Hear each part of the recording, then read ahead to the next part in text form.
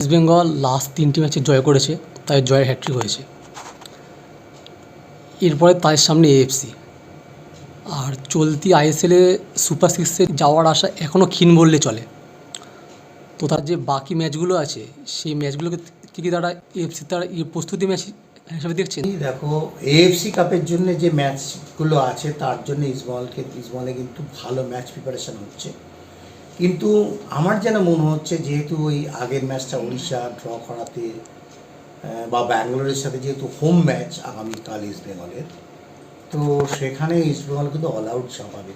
এই ব্যাঙ্গালোরকে যদি ইস্টবেঙ্গল মারে তাহলে ব্যাঙ্গালোরের কিছু হবে না, কিন্তু এই 3 পয়েন্টটা ভীষণ ভাইটাল। পরপর 3টে ম্যাচে যখন ওরা 3 পয়েন্ট পেয়েছে, 3 পয়েন্ট পেয়ে তারা যে উদ্যোগ নিয়েছে, যে 3টে পয়েন্ট পেয়ে টিমটার যে একটা ফিনিশিংয়ের জন্য চেষ্টা করছে, এতে কিন্তু সুপার সিক্সে যাওয়ার একটা আমি ব্যক্তিগতভাবে অনুভব করছি ক্ষীণ আশা। কিন্তু আমি বলবো এই ক্ষীণ আশাটা কিন্তু বেশ অনেক বড় আশার আকার নিতে চলেছে আস্তে আস্তে।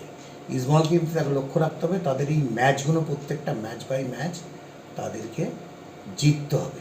আর ইস্টবেঙ্গলের হারানো কিছু নেই, যেহেতু সেহেতু আর অনেক খোলা মনে খেলছে এবং প্রত্যেকটা ম্যাচে অনেক বেশি ওপেন করছে, হ্যাঁ, যার ফলে গোলের দরজা খুলবেই, গোলের সুযোগ আসবেই, সেই সুযোগের সদ্ব্যবহার করতে হবে। কারণ ফরওয়ার্ড লাইনে মেসি বাউলি এবং রিচার্ড সেলিস, আগের দিন তোলা থেকে একটু রিচার্ড আর ওদিকে তোমার মেসি বাউলি, চমৎকার একটা কম্বিনেশন তৈরি হচ্ছে। এবং সত্যি বলতে কি দিয়ামান্তোস কিন্তু সেইভাবে আমরা পাইনি গত বছর যেভাবে পেয়েছি, চেষ্টা করছি কিন্তু সেইভাবে মেলে ধরতে পারছে না। সেই জায়গায় ডেভিড গতদিন নেবে, আমি বারবার বলছি এই ছেলেটার উপর কিন্তু নজর রাখা উচিত। অস্কার বুজোর আরও বেশি ডেভিডকে ইউজ করা উচিত, কারণ ডেভিডের মধ্যে একটা গোল করার প্রবণতা আছে এবং গোলটাও খুব ভালো চেনে, ঠিক ঠিক জায়গায় পৌঁছে যায়। ইন্ডিয়ান স্ট্রাইকার হলে কী হবে, কিন্তু যা বিদেশি স্ট্রাইকার আছে এই ইস্টবেঙ্গল দলে, তার থেকে ডেভিড কোনো অংশে কম না। ডেভিডের আর একটু সুযোগ পাওয়া উচিত এবং আরও একটু ব্যবহার হওয়া উচিত। আমি বলবো কাল ইস্টবেঙ্গল যেহেতু 3টে ম্যাচ জিতেছে, আর হারানোর কিছু নেই, হোম গ্রাউন্ডে খেলা, ইস্টবেঙ্গলের কিন্তু জেতার সম্ভাবনা অনেকটা, অ্যাটলিস্ট 80% 90% তো আছেই। সেইখানে যদি ইস্টবেঙ্গল নিজেদেরকে মেলে ধরতে পারে, সবাই একটু তাগিদ দেখায়, তাহলে কিন্তু 3 পয়েন্ট পাবে এবং লিগ টেবিলে একটা আশা কিন্তু জাগিয়ে রাখবে বলেই আমার মনে হয়।